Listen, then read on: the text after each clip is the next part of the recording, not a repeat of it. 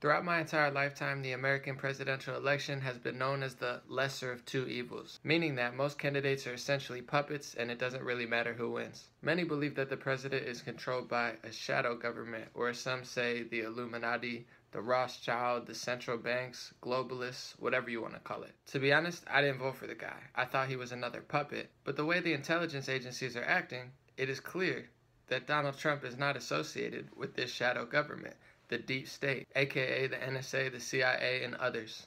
Many believe that John F. Kennedy was assassinated for trying to break away from what the elites or the shadow government wanted to do. In this video, we're going to break down what's going on, we're going to show facts from multiple sources, and we're going to look at the history of the CIA, and you can decide whether you think Barack Obama is wiretapping President Trump or not. Let's start with independent journalist and huge Trump critic, Glenn Greenwald. But hang on a sec, it was taken seriously by the CIA, by the Central Intelligence Agency. Doesn't that elevate it above gossip? Right. So the CIA is an agency that has repeatedly got caught lying in the past. It's designed to disseminate propaganda, and they're currently in open warfare with the person who was just elected president of the United States. They were behind Hillary Clinton's campaign. The deep state, although there's no precise or scientific definition, generally refers to the agencies in Washington that are permanent power factions. They stay and exercise power even as presidents who are elected come and go. They typically exercise their power in secret, in the dark, and so they're barely subject to democratic accountability if they're subject to it at all. It's agencies like the CIA, the NSA, and the other intelligence agencies that are essentially designed to disseminate disinformation and deceit and propaganda, and have a long history of doing not only that, but also have a long history of the world's worst war crimes, atrocities, and death squads. This is who not just people like Bill Kristol, but lots of Democrats are placing their faith in, are trying to empower, are cheering for, as they exert power separate and apart from, in fact, in opposition to, the political officials to whom they're supposed to be subordinate. Next, let's hear from former Democratic presidential nominee, Dennis Kucinich. But the American people have to know that there's a game going on inside the intelligence community where there are those who want to separate the U.S. from Russia in a way that would reignite the Cold War. That's what's at the bottom of all this. It's like, it's early in the morning, it's Valentine's Day, but wake up, America. Hey, look, what's going on in the intelligence community with this new president is unprecedented. They're making every effort to upend him. Who knows what the truth is anymore? Establishment Democrat Chuck Schumer confirms on MSNBC that the shadow government of the intelligence communities are above the president, and it would be very dangerous to go against them. Let me tell you, you take on the intelligence community, they have 6 ways from Sunday at getting back at you.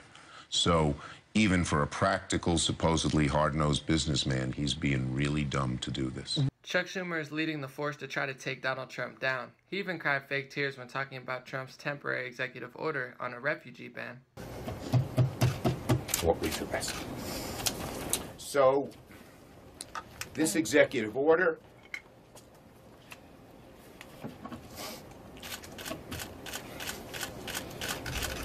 was mean-spirited and un-American. Which is strange because he tweeted similar concerns over a year ago from his official Twitter account.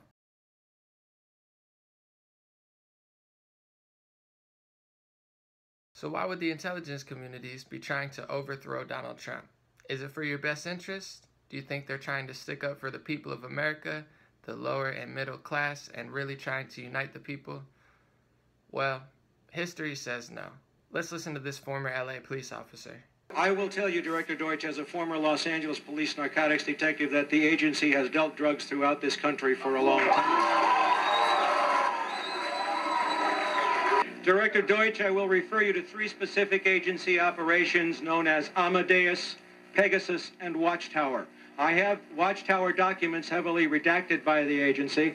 I was personally exposed to CIA operations and recruited by CIA personnel who attempted to recruit me in the late 70s to become involved in protecting agency drug operations in this country. I have been trying to get this out for 18 years, and I have the evidence. Freeway Ricky Ross was Los Angeles' biggest cocaine dealer in the 1990s. He was arrested and put in jail taught himself how to read in jail, found a loophole, got out of jail, and he had this interview recently. One of the more controversial claims involves Oscar Danilo Blandón, a supplier who turned out to be a federal agent and was the person who ultimately led to your downfall.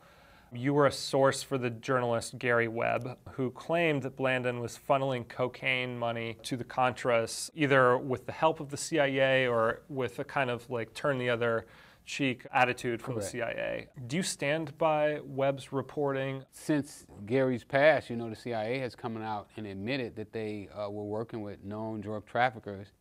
So now it's no longer this myth or this perception that it may have happened or it may not have happened. It absolutely happened. The government admitted it. They put it in their own report. Sometimes it spins off into theories like, oh, the government purposely created the crack epidemic in LA. You wouldn't go that far, would you? It doesn't matter if they purposely planned on doing that. What wound up happening is it flooded the ghettos of America. 600,000 black men are in prison right now for nonviolent crimes. Our prison industry has boomed, so that happened. Let's also not forget that the CIA was caught spying on Congress.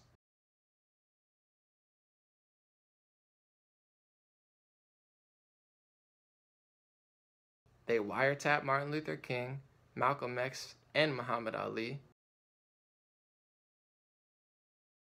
Now, to understand the full scope of what's going on, you have to first understand the reality of what's happening. After George W. Bush launched the War on Terror and the War on Iraq based on false pretenses,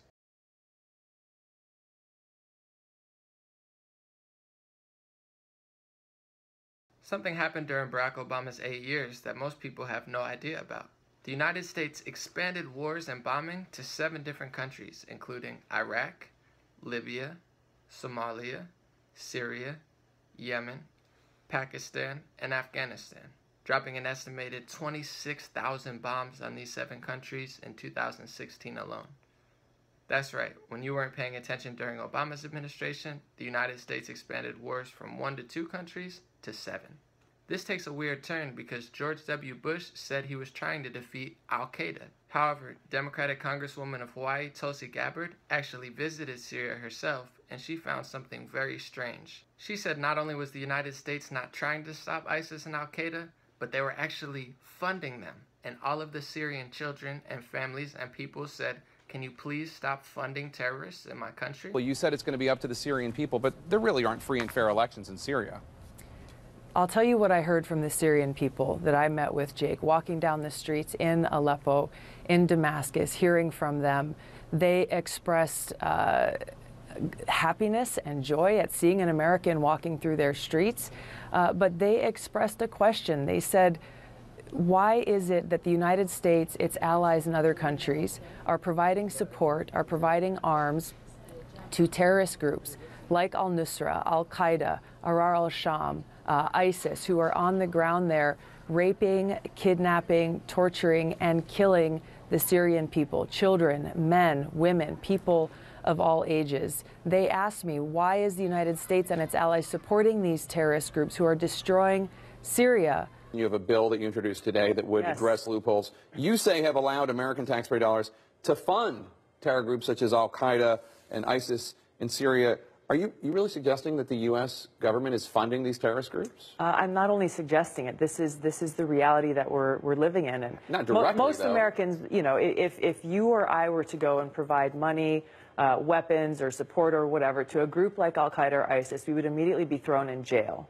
However, the U.S. government has been providing money, weapons, intel assistance, and other types of support through the CIA directly to these groups that are working with and are affiliated with Al-Qaeda and ISIS. So you're saying the CIA is giving money to groups in Syria? This could explain why ISIS is fighting with United States weapons, driving United States cars, and driving United States tanks. Last but not least, WikiLeaks said yesterday, Obama has a history of tapping and hacking his friends and rivals. WikiLeaks also revealed that the CIA hacked the French election. They influenced Syrian elections. And you could do your own research to see how many more countries and elections the CIA has intervened and interfered in. Let's also not forget that Edward Snowden was forced to flee the country when he released evidence that the NSA was illegally spying on many people. Regardless of how you feel about President Trump, you should know what's actually going on between him, the United States, the world, and the intelligence communities. Don't just listen to what mainstream media says, because they're not trying to help you, they're not trying to tell you the truth, they're trying to hide the truth from you, they're trying to lie to you, and they're trying to continue to condition you, brainwash you, and herd you like sheep in a direction that will satisfy them. Not you, not your family, not America, and not the people of the world. Watch me living out the system, yeah, I stretch like every day. I be all about my fitness, keep my mind about the stress, so I always beat my sickness. I don't trust no corporation, cause they lie like politicians. I don't